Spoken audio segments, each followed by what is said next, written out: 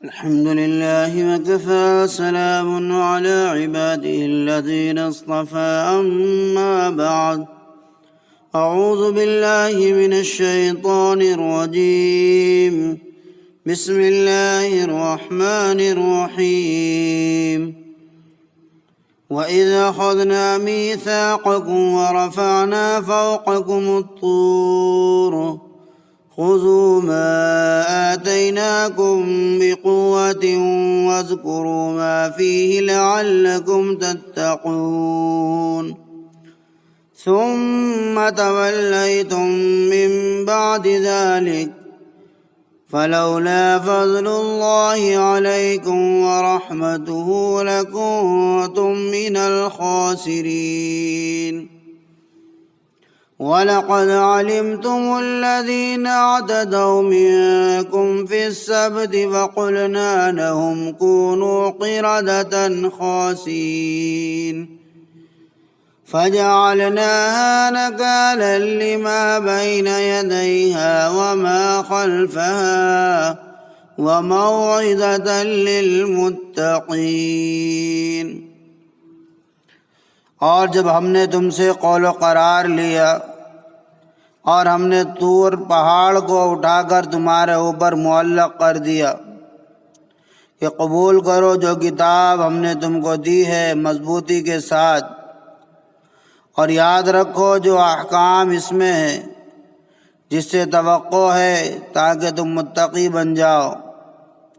پھر تم اس قول قرار کے بعد بھی پھر گئے، سو اگر تم لوگوں پر خدا کا فضل اور رحم نہ ہوتا تو ضرور تم تباہ ہو جاتے. اور تم جانتے ہی ہو ان لوگوں کا حال جنہوں نے تم میں سے تجاوز کیا تھا دوبارہ یوم ہفتہ کے. سو ہم نے ان کو کہہ دیا کہ تم بندر ذلیل بن جاؤ. پھر ہم نے اس کو ایک عبرت بنا دیا ان لوگوں کے لیے بھی جو اس قوم کے معاصر تھے، اور ان لوگوں کے لیے بھی جو مابعد زمانے میں آتے رہے، اور موجب نصیحت ڈرنے والوں کے لیے. وَإِذْ أَخَذْنَا مِيثَاقَكُمْ وَرَفَعْنَا فَوْقَكُمُ الطُّورَ. بنی اسرائیل فرعونیوں سے نجات حاصل کرنے کے بعد حضرت موسیٰ علیہ السلام سے بار بار اصرار کرتے تھے کہ ہمارے لیے احکام کی ایک مستند آسمانی کتاب لا دیجیے تاکہ اس پر عمل کر سکیں. تو موسیٰ علیہ السلام کو کوہ طور پر کتاب توریت عطا ہوئی اور آپ نے واپس تشریف لا کر قوم کو دکھائی اور سنائی تو کہنے لگے کہ توریت کے حکم تو مشکل اور بھاری ہیں، اس پر ہم سے عمل نہیں ہو سکتا. حالانکہ وہ سب احکام ان کی حالت اور اس وقت کے مناسب ہی تھے. ان کی اس نافرمانی اور بغاوت پر حق تعالی شانہ نے ایک فرشتے کو حکم دیا کہ طور پہاڑ کا ایک بڑا ٹکڑا اٹھا کر ان کے سروں پر معلق کر دو کہ یا تو اس کتاب کے حکام کو قبول کرو ورنہ یہ پہاڑ تم پر ابھی گرا دیا جائے گا. یہ دیکھ کر بنی اسرائیل ڈر کے مارے کانپنے لگے اور ان میں مخالفت کی جرأت باقی نہ رہی. اب چاروں ناچار توریت کے حکموں کو مجبوراً قبول کرنا پڑا. سوال یہ ہوتا ہے کہ قرآن کریم میں کہ لا اکراہ فی الدین، دین میں تو جبر و اکراہ نہیں، پھر بنی اسرائیل پر پہاڑ لٹکا کر انہیں توریت کے احکام قبول کرنے اور اس پر عمل کرنے پر کیوں مجبور کیا گیا؟ اس کا جواب یہ دیا گیا ہے کہ ابتداءً کسی کو قبول اسلام یا ایمان پر مجبور کرنے کی تو دین اجازت نہیں دیتا، نہ شریعت اجازت دیتی. یعنی عام کافر پر یہ جبر نہیں کریں گے کہ تو ایمان لے کر آ اور مسلمان ہو جا ورنہ تجھ کو مار ڈالیں گے. اس لیے جہاد میں جزیہ بھی ہے کہ اس کے قبول کرنے سے بھی جہاد رک جاتا ہے۔ البتہ بخوشی قبول ایمان و اسلام کے بعد اگر کوئی شخص دین کے دستور سے بغاوت کرے گا تو اسے ہرگز برداشت نہیں کیا جائے گا۔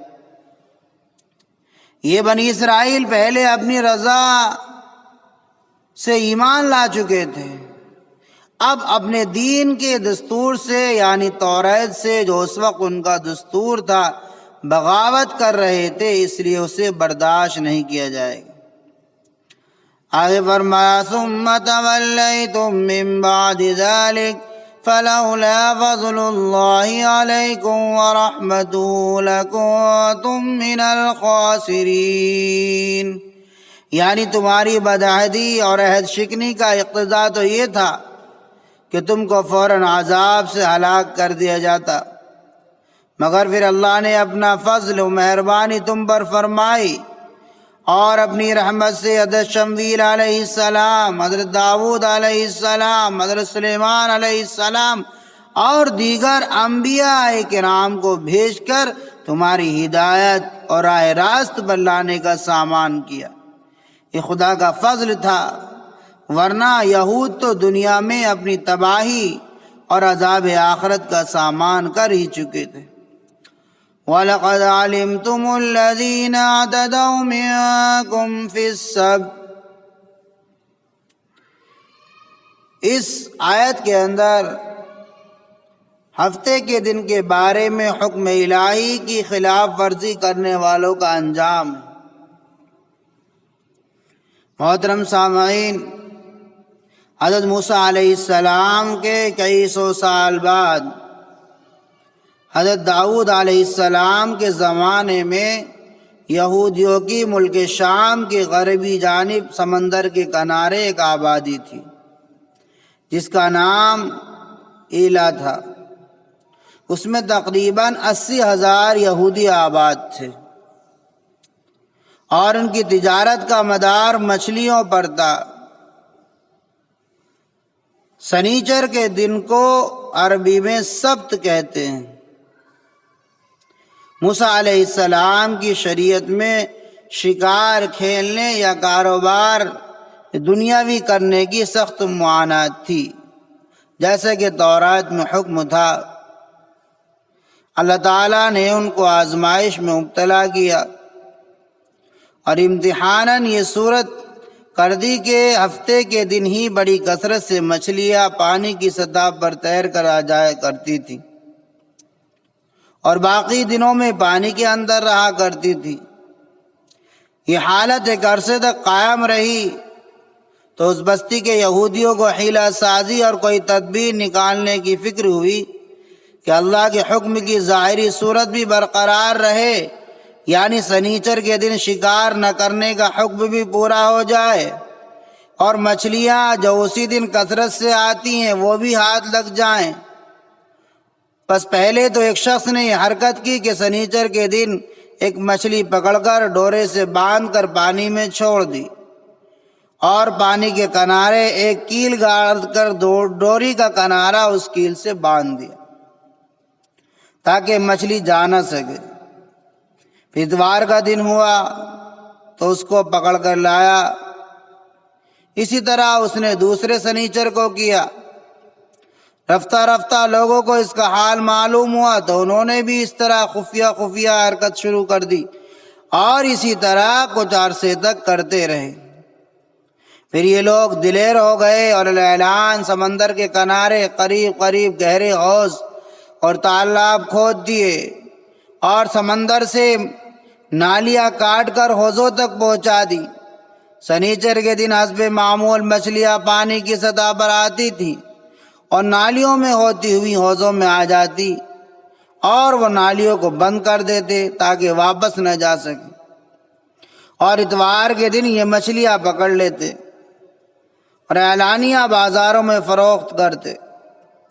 بنی اسرائیل کے پیغمبر وقت حضرت داؤد علیہ السلام نے منع کیا کہ ایسی حرکت نہ کرو، تو تقریباً 1200 یہودی تو حضرت داؤد علیہ السلام سے متفق رہے، بلکہ پہلے سے یہ لوگ اسی حیلہ سازی اور چال بازی میں شریک نہ تھے اور دوسروں کو بھی اس جرم سے منع کرتے تھے۔ باقی یہود کے دو گروہ ہو گئے، ایک اعلان مچھلیاں پکڑ کر فروخت کرنے والا، دوسرا گروہ خود تو شکار نہ کرتا لیکن دوسروں کو شکار کرنے سے منع بھی نہ کرتا۔ بہرحال اس دن عبادت کی بے حرمتی، حکم الہی کی نافرمانی اور گناہوں کی وجہ سے اس بے باک فرقے کو بندروں کی صورت پر مسخ کر دیا گیا، اور 3 دن کے اندر یہ مجرم گروہ اپنے اپنے مکانوں کے اندر نہایت ذلت کے ساتھ ہلاک ہو گیا۔ حضرت ابن عباس رضی اللہ تعالیٰ عنہ فرماتے ہیں کہ یہ مسخ شدہ قوم 3 دن کے اندر سب ہلاک ہو گئی تھی اور ان کی کوئی نسل نہ رہی۔ یہ بندر جو اب موجود ہے اور اس وقت بھی موجود تھے، یہ تو جانور ہیں جو اسی طرح پیدا کیے گئے تھے۔ یہ محترم سامعین، یہ واقعہ اگرچہ بنی اسرائیل کے ایک فرقے کا ہوا تھا، مگر اس واقعے کو خود بنی اسرائیل کی تاریخ اور کتابوں میں کافی اہمیت حاصل تھی، اور یہ عبرت انگیز واقعہ نبی کریم صلی اللہ علیہ وسلم کے زمانے کے یہود بھی خوب جانتے تھے۔ اس لیے یہ آیت میں فرمایا وَلَقَدْ عَلِمْتُمُ الَّذِينَ اعْتَدَوْا مِنْكُمْ فِي السَّبْتِ، یعنی یقیناً تمہیں ان لوگوں کا علم بھی ہے۔ آگے اس سزائے مسخ کی حکمت ارشاد فرمائی کہ یہ سزا بندر بنا دیے جانے کی اس لیے دی گئی کہ نافرمانوں کو عبرت اور پرہیزگاروں کو نصیحت ہو۔ اس وقت کے لوگوں کے لیے بھی یہ واقعہ باعث عبرت ہوا اور بعد کے آنے والے لوگوں کے لیے بھی باعث نصیحت ٹھہرا، تاکہ سب لوگ اللہ کے حکم کی نافرمانی کے انجام سے آگاہ اور خبردار رہیں اور زندگی کے ہر معاملے میں محتاط اور خدا سے ڈرنے والے رہیں۔